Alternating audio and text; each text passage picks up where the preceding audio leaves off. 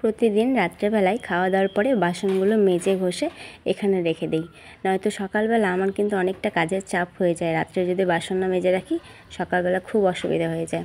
তো বাসন মেজে আগে কী করতাম, একটা গামলার মধ্যে উপুড় দিয়ে রাখতাম। গামলার মধ্যে উপুড় দিলে কী হতো বলো তো, ওই নিচে জলটা জমে থাকতো। আর যবে থেকে এই সিঙ্কটা বানিয়ে দিয়েছে তবে থেকে এই সিঙ্কের উপরে উপুড় দিয়ে রাখি। রাত্রেবেলা তো সিঙ্কটাকেও মেজে নিই, মেজে ঘষে ধুয়ে ভালো করে পরিষ্কার করে নিই, তারপরে এই বাসনপত্রগুলো এখানে রেখে দিই। আর সকালবেলা তখন বাসনগুলো যার যার নিজের জায়গায় ঠিক করে রেখে দিই। আর এই ঝিকগুলো মেজেছিলাম, এখন কি করব, খালি এই বালতি দুটো মেজে জল নিয়ে আসবো। আর কালকে না বিকেলবেলায় যেহেতু ভাতটা মানে দুপুরবেলা ভাত খাওয়া দাওয়ার পরে আর ভাতের যে কালি হাঁড়িটা সেটা আমি মেজে রেখে দিয়েছিলাম। আর এই বালতিগুলোর মধ্যে একটু করে জল আছে, এইগুলো এখন গাছে দিয়ে দিচ্ছি। তো তারপরে আর রাত্রেবেলায় একটু ফেনা ভাত করেছিলাম, মানে কারেন্ট ছিল না রাত্রেবেলা, এত বিভৎস গরম, তার মধ্যে কারেন্ট নেই, ভাবো তাহলে কত কষ্ট একদম।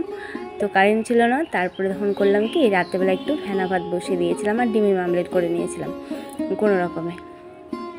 তারপরে দুটো বালতি মেজে এখন নিয়ে যাব। একটা বালতিতে তো রান্নাবাড়ি খাওয়ার না, ঠিক রান্নাবাড়ি করার জন্য জল নেই, আর একটা ওই সাদা বালতিটাতে মানে ওইখানে নিয়ে যায় রাখি সিঙ্কের পাশে, বাসন টাসন ওখানে তাহলে ধুয়ে নিতে পারি আমি। আর এত গরম দেখো, সকালবেলা একবার ড্রেস চেঞ্জ করেছি কিন্তু আমি, তারপরেও দেখো এখন আমি ঘেমে একদম পুরো চপচপ হয়ে গেলাম। খালি উঠোন ঘর ঝাড় দিয়েছি আর এই বালতি দুটো মেজে এখন জল নিয়ে আসলাম খালি তাতেই। হ্যাঁ, তোমাদেরকে তো গুড মর্নিং বলাই হয়নি। তো গুড মর্নিং সবাইকে, কেমন আছো তোমরা সবাই? আশা করছি ভালো আছো, আর আমরাও বেশ ভালো আছি। তো আজকে হচ্ছে বৃহস্পতিবার, মানে বৃহস্পতিবার দিনের ভিডিও এটা। তো ওই সাদা বালতিতে মেজে জল আনলাম, মানে এক বালতি পুরো ভর্তি করে আনতে পারি না, তাহলে কি হয় বলতো, আমি টেনে আনতে পারি না। তো এক বালতি টেনে আনতে পারি না, হাফ বালতি আনি আর এই বালতিটাতে এনে তারপরে ওর মধ্যে ঢেলে দিই। তারপরে এই বালতিটাতে জল এক বালতি নিয়ে চলে আসলাম। এখন জলের কাজ আমার শেষ। এখন তারপরে যে দেখো সিঙ্কের যে মানে কী বলবো, চালনি না কি, এটা ঢেকে দিই রাত্রেবেলায়, ওইটা এখন তুলে দিলাম। আর একদিকে মান্ডু বাবা আমাকে সবজি কেটে দিচ্ছে। এটা হচ্ছে এই ধুন্দুল, ভুলে যাই নামটা, জানো তো, ধুন্দুল। আর ওর এখন ডিউটি আছে তো সকালবেলায়, তো সেই জন্য আমাকে সকাল সকাল রান্নাবাড়ি করতে হবে, তার জন্য আগের দিন চেষ্টা করি কিছুটা কাজ এগিয়ে রাখার। তো আমি ওই যে ভুট্টার এই যে ভেতরে যে অংশগুলো থাকে সেগুলো দিয়ে, তারপরে আর কিছু আরও অন্যান্য খড়ি দিয়ে উনুনটা ধরিয়ে নিলাম। জোড়া উনুনটা ধরিয়েছি আজকে, একদিকে ভাত একদিকে তরকারি বসে দিয়েছি যাতে তাড়াতাড়ি হয়। আর এই ধুন্দুলটাতে আমি কাঁচা লঙ্কা আর পেঁয়াজ ফোড়ন দিয়ে বসেছি। আর এই সব রান্না, ধুন্দুল, লাউ এইসব রান্না করলে, গ্যাসে রান্না করলে না অনেকটা, মানে এই সবজিগুলো থেকে জল বেরোতো অনেক, তো সেটা শুকাতে অনেক গ্যাস পড়ে। তার জন্য আমি কী করি, উনুনে রান্না করে নিই যেদিন এইসব রান্না করি। তো কাঁচা লঙ্কা আর পেঁয়াজ দিয়ে বসিয়ে দিলাম, আর দেখো কত জল বেরিয়েছে, দেখতে পাচ্ছ? এই জল শুকাতে অনেকক্ষণ সময় লাগে।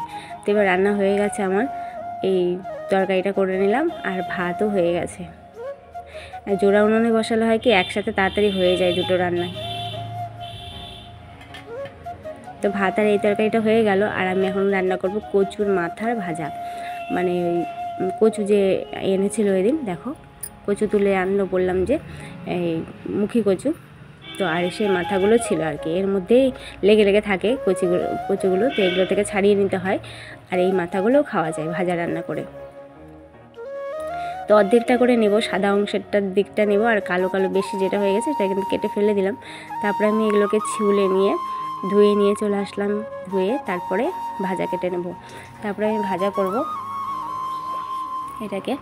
তো এবার এটা গ্যাসেই করে নেব, আর উনুনে গেলাম না। তো আমি শুকনো লঙ্কা নয়, সরি, কাঁচা লঙ্কা আর রসুন ফোড়ন দিচ্ছি। আমার এই কচু ভাজাটা রসুন ফোড়ন দিয়েই ভালো লাগে। সাধারণত অন্য কোনো কিছু ভাজা রান্না করলে না আমি কী করি, কালো জিরে আর কাঁচা লঙ্কা ফোড়ন দিয়ে করি। তা আজকে রসুন আর কাঁচা লঙ্কা ফোড়ন দিয়ে করছি। তো জানো তো কী হয়, একা হাতে সংসার সামলালে না অনেকটা প্রবলেম হয়। মানুষের মানে যারা দেখে, বাইরের দিকটাই তো তারা দেখে যে আমরা ভালো আছি, কিন্তু এই ভালো থাকাটার পেছনে যে আমরা যে কতটা পরিশ্রম করি সেটা কিন্তু কেউ কখনো লক্ষ্য করে না, কেউ দেখতেও আসে না, শুধু ভালো আছি এটাই দেখে, আর মনে মনে হিংসা হয় তাদের। তো দেখো আমি তারপরে না ভাজাটা বসিয়ে দিয়ে বাইরে একটা কাজ আছে সেটা করতে আসলাম। তো দেখি মানু ঠাকুরের বাসনগুলো মাজছে আর কি, পুজোর বাসনগুলো ও মেজে দেবে। আর আমি কাজটা করে ঘরে আসলাম যে ভাজাটা নেড়ে দেই। আর ততক্ষণে দেখো গ্যাসটা কিন্তু আমি কমিয়ে দিয়ে গেছি, মানে ভাজা বসিয়েছি যে আমি ভুলেই গেছিলাম, আমি আমার কাজেই মত্ত হয়ে গেছি। তো এসে দেখি যে দেখো একটু নিচটা অল্প পুড়ে আছে, তো সেগুলো এখানে উঠিয়ে ফেললাম। ওগুলো খাওয়া যাবে না, তাই উঠিয়ে ফেলে দিলাম। আর এখন ভাজাটা করে নিচ্ছি। তারপরে আবার যেহেতু বৃহস্পতিবার তো অনেক কাজ আছে, তো মানু তো পুজোর বাসনগুলো মেজে দিচ্ছে। পুজো কিন্তু ও দেবে না, কেননা ও স্কুল যাবে, পুজো দিতে গেলে দেরি হয়ে যাবে, পুজো আমাকেই দিতে হবে আজকে। তো রান্নাবাড়ি শেষ করে আমি এখন ঘরগুলো মুছে নিচ্ছি। তারপরে কী বলো তো, তারপরে আবার সেন্টার যাব আমি। কোনো দিন এত কাজের চাপ থাকে কি বলবো, যে দেখো আমরা রান্নাবাড়ি করি কিন্তু খাওয়ার জন্য, অথচ রান্নাবাড়ি করার পরে খাওয়ার সময়টাই পাই না, এমন হয়ে যায়। কোনো দিন না খেয়েই চলে যেতে হয় নিজের ডিউটি। তারপরে আমি ঘরগুলো মুছছি, যে দেখো লাঠিটা দিয়ে মুছছি দেখে না, এই খাটের নিচটি সব মুছতে পারি। আর হাত দিয়ে মুছলে হতো কি, অত দূর পর্যন্ত কিন্তু হাত যেত না। আচ্ছা আগে একটা কিন্তু সুবিধা হয়েছে যে মানুষ এইভাবে করে লাঠি বানিয়ে দিয়েছে, অনেকটাই সুবিধা হয় সবারই। আর কোমরে যদি কারো ব্যথা থাকে তাহলে সেই প্রবলেমটাও কারো হয় না, দাঁড়িয়ে দাঁড়িয়ে বেশ সুন্দর মুছে নেওয়া যায়। আর এতগুলো ঘর মুছতেই তো আমার 1-1.5 ঘন্টার মতন সময় লেগে যাবে। আর যেহেতু আমার একার সংসার, আর করে দেওয়ার মতন তো কেউ নেই, আমাকে একাই করতে হবে। আমার বাড়ি, আমার ঘর, আমাকে দিয়ে করতে হবে কাজকর্ম, কে করে দেবে বলো? তো কষ্ট হলেও করে নেই। তবু কষ্ট হলেও নিজের মনে একটা শান্তি থাকে যে নিজের বাড়ি তোমার পাকা হোক কাঁচা হোক যেমনই হোক, নিজের বাড়িতে শান্তি আলাদা রকমই। কিন্তু যেগুলো অন্যান্য বড় বড় হোটেলে গিয়ে থেকেও তুমি কিন্তু শান্তি পাবে না নিজের বাড়ির মতন। তুমি বাইরে যে কোথাও ঘুরতে যাও, নিজের বাড়িতে এসে মনে যেন শান্তির নিঃশ্বাস নিতে পারছি।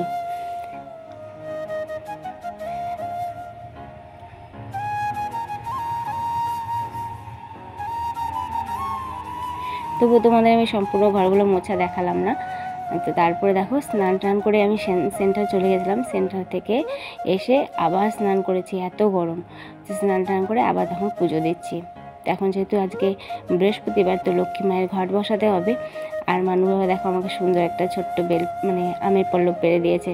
কোনো দিন না আমের পল্লব পাই, কোনো দিন পাই না, কারণ গাছগুলো অনেক বড় বড়, অনেকটা উপরে আমের পল্লব, আমি পারতেও পারি না। তো সেদিন পিতলের আমের পল্লব দিয়েই পুজো দিই। তো আজকে ওকে বললাম, তো ও তখন পেরে দিল। আর দেখো অরিজিনাল জিনিস দিয়ে পুজো দিতে কিন্তু মনে আলাদাই শান্তি লাগে। ওই পিতলের পান বলো, আমের পল্লব, এগুলো দিয়ে কিন্তু অতটা মানে পুজো দেই ঠিকই, কিন্তু মনে শান্তি লাগে না। আর এই তারপরে পানগুলো দেখো আমাদের গাছের পান, এগুলো মানে সব বাড়িরই এগুলো আমাদের। আমের পল্লবটাও পান, বেলপাতা পাশের বাড়ির। আর আমি দেখো মা লক্ষ্মীর ঘর সাজিয়ে নিলাম। আমি ছোটোবেলায় মাকে যেভাবে দেখেছি ঘর সাজিয়ে পুজো দিতে, আমি কিন্তু সেভাবেই দিলাম। কোনো যদি ভুল ত্রুটি হয়ে থাকে তো তোমরা আমাকে বলে দিতে পারো। তা আমি ঘটের মধ্যে কিন্তু হরিতকি দিয়েছি, কলা দেইনি। কলা দিলে হয় কি বলো তো, এই কলাটা আমার বাড়িতে তো এত ইঁদুর না, এই কলাটা নেওয়ার জন্য ওই ইঁদুরে কী করে, ঘট ফট উল্টে ফুলটে ফেলে দেয়। তো সেই জন্য তারপর থেকে আমি কলা দিই না, হরিতকি নয়তো সুপারি দেই। তো তারপরে সমস্ত মানে পুজো করে নিয়ে এবার লক্ষ্মী মায়ের পাঁচালি পরে নিচ্ছি। তো তোমরা বলো আমার ভিডিওটা তোমাদের কেমন লাগলো, ভালো লাগলে লাইক করে দিও, কমেন্ট করে জানিও কেমন লাগলো।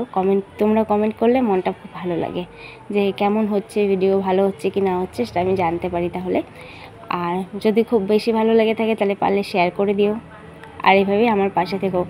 এখনকার মতন এখানেই বিদায় নিচ্ছি, পরে দেখা হবে আবার অন্য কোনো ভিডিওর সাথে। তোমরা সবাই খুব ভালো থেকো, টাটা সবাইকে।